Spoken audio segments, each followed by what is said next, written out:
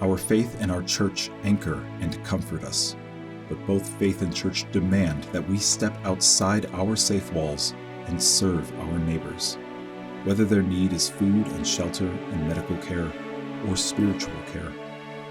Chaplains from our diocese are among those who take our faith into the world. If we feel in danger of feeling disempowered by our politics, it's perhaps good to remember to think about how we are collectively, lay, ordained, bishops, and priests. We are all of us chaplains to a culture in crisis. Bloy House, named for the third bishop of the Diocese of Los Angeles, Francis Eric Bloy, has trained people for the ordained ministry, allowing them to complete much of their education in weekend classes. Today's Bloy House offers classes for lay ministers and vocational deacons, giving them tools to serve our neighbors in hospitals, prisons, and jails, in colleges and universities, and in other, less expected places.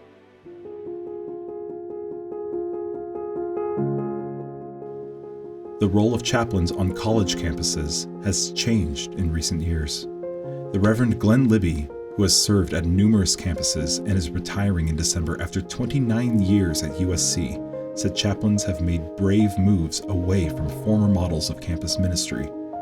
Such models of a part-time chaplain offering a weekly meal, celebrating Eucharist, and leading Bible study along denominational lines have shifted into campus-specific creative ministries of presence among students with a diversity of faiths, and also those with no faith traditions.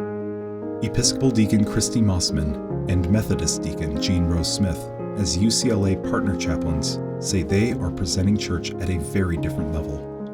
Out on the streets, they say, is where the church needs to be.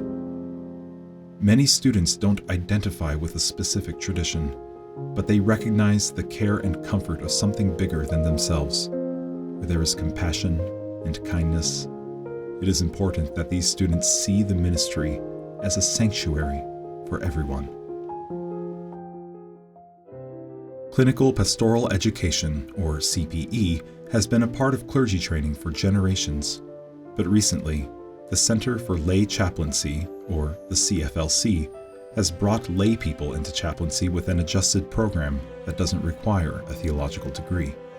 Just people who want to walk alongside those who are facing a crisis of faith or health or trouble. The CFLC works in tandem with PRISM, a group of dedicated volunteers who spend 120 hours every month inside Los Angeles jails and prisons, offering the love, support, and guidance that is so needed. Bloy House, CFLC, and other organizations like Education for Ministry and By Your Side prepare people to be leaders and resources for congregations both inside and outside the walls of our churches. This ministry happens in hospitals, in crisis sites where police and fire chaplains are present, in schools. We need to ask ourselves and know about and be proud of the way that Episcopal Identity is changing lives outside the context of what we do in church. To quote the Reverend Paul Daniels, the Dean of Bloy House, "To imitate God is to do love on the outside, on the fringes, on and on and on."